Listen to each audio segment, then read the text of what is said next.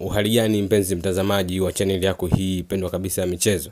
Kama ndio itakuwa mara yako ya kwanza unatembelea channel hii ya Simba News, basi usisahau kusubscribe pamoja na kubonyeza alama ya kengele itakayotokea chini ya video hii upande wako wa kulia.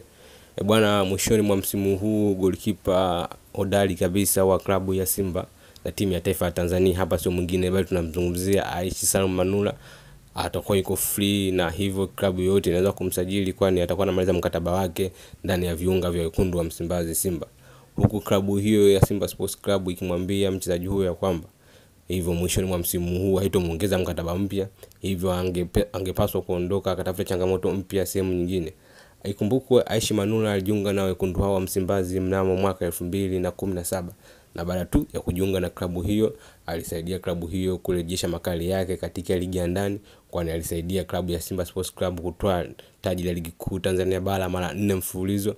Na katika kipindi hicho Aishi Salum Manula aliibuka kuwa golikipa bora wa msimu mara 3 mfululizo, na pia akisaidia klabu ya Simba Sports Club kutinga hatua ya robo finali ya klabu bingwa barani Afrika mara 4 mfululizo.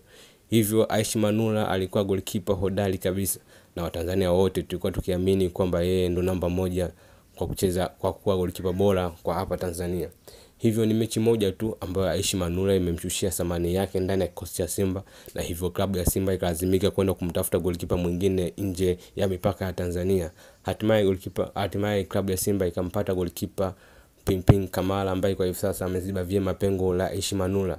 Lakini je, swali la kujiuliza, je, ni Aishi Manula ameshuka kiwango kiasi hicho kiasi kwamba amekuwa golikipa chaguo la 3 ndani ya klabu ya Simba?